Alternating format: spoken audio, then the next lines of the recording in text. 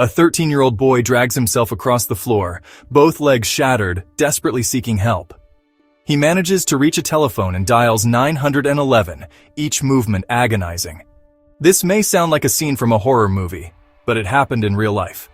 In 1995, the quiet town of Baraboo, Wisconsin became the backdrop to a nightmare when 17-year-old Joe Clark unleashed a spree of torture so horrific that it earned him the nickname the Bonebreaker. Clark abducted young boys for the sole purpose of breaking their bones, literally snapping legs and ankles, just to satisfy a twisted obsession. This little-known case is one of the most disturbing in true crime history, yet many have never heard of it. In this documentary-style account, we'll explore how a teenager became a sadistic tormentor, the incredible survival of one victim, and how a real-life horror story finally came to an end. Chapter 2. Baraboo, a quiet town. Shaken Baraboo is a small, tight-knit city in Wisconsin, known for its historic circus heritage and peaceful community life. But in the mid-1990s, Baraboo's tranquility was shattered. In July 1994, residents were alarmed by the unexplained disappearance of a local 14-year-old boy named Christopher Steiner. One summer night, Christopher went missing from his own home without a trace. Family and neighbors searched frantically, and police were baffled. Tragically, a few days later, Christopher's body was found in a nearby river. At the time, the authorities could not determine exactly what had happened. There were no obvious gunshot or stab wounds, and the death was initially thought to be an accident or misadventure. The community mourned the loss, unaware that this was only the first act in a much darker story that would fully unfold a year later. Chapter 3. The Disappearance of Christopher Steiner, 1994. On the evening he vanished, Christopher Steiner had been at home with his family. By morning, he was gone. There were troubling clues. A door left ajar, perhaps a forced entry suggesting Christopher hadn't run away on his own. His parents knew he wouldn't leave without saying something. A search party combed the area for days. When Christopher's body was recovered from the water, the cause of death was not immediately clear. An autopsy noted water in his lungs, pointing to drowning, but there were also broken bones, injuries that seemed odd for a drowning victim. Investigators were puzzled. Could he have fallen from a height or been struck by a vehicle? With no leads and no witnesses, Christopher Steiner's case went cold.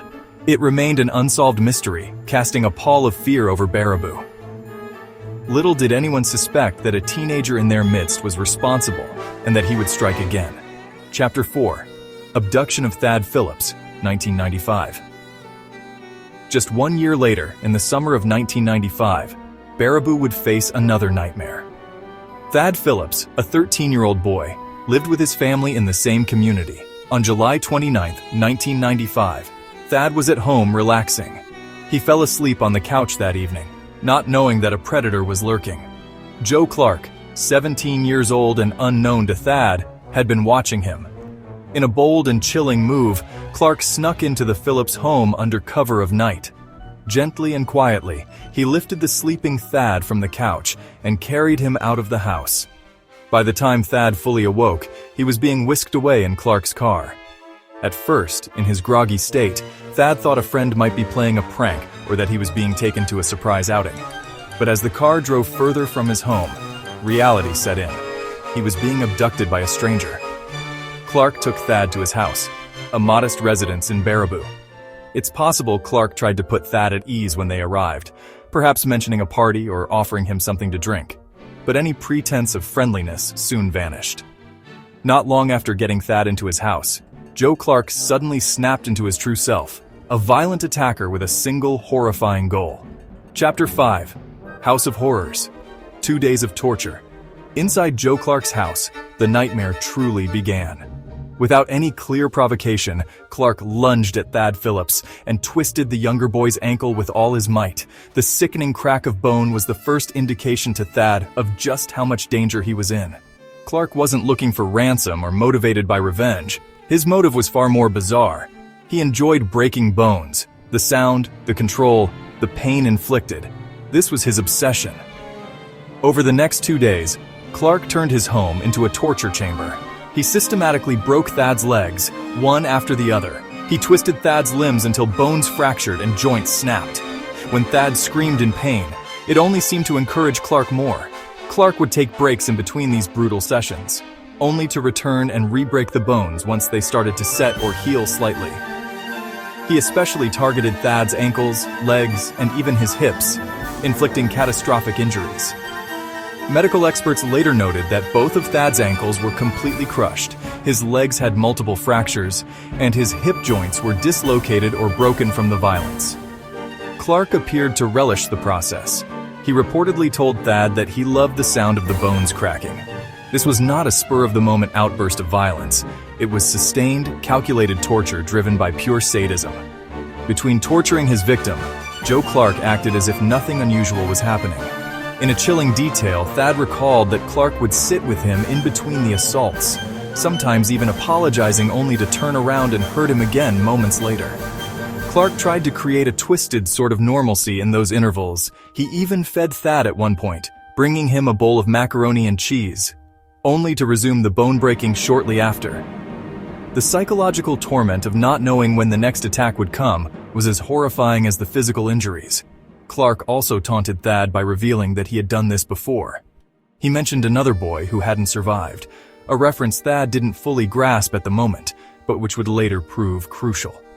For nearly 48 hours, Thad Phillips remained trapped in this house of horrors, enduring pain that most of us can hardly imagine. His legs were useless, mangled beyond comprehension, yet his will to survive remained strong. Thad knew that if he didn't find a way out, he would likely die, just as, apparently, that other boy before him had. He decided he had to do the impossible, escape with broken legs. In the early hours of July 31st, 1995, after approximately 2 days of continuous torture, fate offered Thad a slim chance. Joe Clark had fallen asleep in another room, or perhaps he stepped out of the house briefly. Accounts vary, but what's clear is that Thad was left unattended for a short window of time. Despite excruciating pain and legs that were shattered, Thad's survival instinct kicked in. He was determined not to end up like the other boy Clark spoke of. With sheer courage and adrenaline, Thad forced himself out of the closet where he'd been left locked. How does a 13-year-old with broken legs break out of a locked closet? We may never fully understand where he found the strength, but Thad managed to burst open the closet door, possibly by throwing himself against it or using any slight give in the old wooden frame to his advantage. Once out, a daunting task lay ahead. He had to find a phone. Thad crawled and dragged himself across the floor, inch by inch. His fractured bones ground against each other with every movement. He left a trail of smeared blood and tears as he pulled himself through the house. The pain was unimaginable. Both his legs were essentially destroyed, and even his hips might have been broken, making any motion torture. Still, Thad persevered. He found the phone in the house. Remember, this was 1995, before cell phones were common, and managed to pull it down. Dialing 911 with trembling hands, Thad gasped out his story to the emergency operator. He had been kidnapped and tortured. He was at Joe Clark's house, and he needed help immediately. The dispatcher on the other end could barely believe what she was hearing, but this was a credible call for help. Police and paramedics rushed to the address, tracing the call. Meanwhile, Thad, having done everything he could, struggled to stay conscious. One can only imagine the mix of fear and hope he felt, alone in his tormentor's house, praying that help would arrive before Clark woke up or returned. Help did arrive in time. When officers entered the house, they found a scene of horror. Thad Phillips lying on the floor, crying in pain, his legs grotesquely misshapen from repeated breaks. He had survived by his own courage and ingenuity. Paramedics whisked Thad to the hospital, where doctors were stunned by the extent of his injuries. They later commented that it looked like Thad's legs had been run over by a truck. The damage was that severe, yet these injuries were intentionally inflicted by human hands. As Thad was rushed into emergency care, police began the hunt for his abductor. It didn't take long to find 17-year-old Joe Clark, the local teen whom Thad had named. Clark was caught by police later that same day, reportedly at a house party as if nothing was wrong, a chilling indication of his cold-blooded mentality. He was promptly arrested without incident. The news of Thad's ordeal sent shockwaves through Baraboo. People were horrified that someone from their community, a teenager at that, could commit such atrocities. Once Clark was in custody, investigators dug deeper. Thad informed them of something critical. Clark had boasted about a previous victim, implying that Thad was not the first boy to suffer this fate. Detectives immediately thought back to the unsolved death of Christopher Steiner the year before. The circumstances were too similar to ignore. A local boy around the same age as Thad, who had disappeared mysteriously. Now, with Clark in custody, police had a horrifying theory. Christopher Steiner had also been abducted and tortured by Joe Clark. To confirm their suspicions, authorities took the extraordinary step of exhuming Christopher Steiner's remains from his grave. Forensic examination of the remains revealed a telling detail. Christopher had suffered broken bones in his legs and ankles, injuries that were strikingly similar to what Thad had endured. In fact, the pattern of fractures indicated they were deliberately inflicted, not caused by a river current or accident. This was the evidence investigators needed. It conclusively linked Joe Clark to the 1994 incident. The boy Thad had heard Clark talk about was indeed Christopher Steiner, and he had not survived his torture. Faced with this evidence, Joe Clark was now implicated in two gruesome crimes: the murder of Christopher Steiner and the attempted murder of Thad Phillips. The mystery of Christopher's disappearance was finally solved, albeit in the most appalling way imaginable. Baraboo police and prosecutors now prepared to bring Clark to justice for both the lost life and the life nearly lost. Joe Bonebreaker Clark's day in court came as the community and the nation learned the full horrifying details of his crimes. The prosecution laid out how Clark had kidnapped Christopher Steiner in 1994 and Thad Phillips in 1995, purely to satisfy his sadistic craving to break bones. In separate trials, one for each victim, the evidence was overwhelming. Thad Phillips testified, recounting his ordeal in gripping detail, a brave act that left jurors in tears. Doctors described the extensive injuries Thad suffered, making it clear that Clark had intended to cripple and eventually kill him. The forensic experts testified about Christopher Steiner's remains, demonstrating that his bones had been broken in the same unique, brutal fashion. And in perhaps the most damning evidence of all, Clark's own words were used against him. Thad recounted how Clark had gloated about loving the sound of cracking bones and bragged about a previous victim. Throughout the trial, Joe Clark showed little remorse. Observers noted that the then 18-year-old, by the time of trial, appeared emotionless as witnesses described his heinous actions.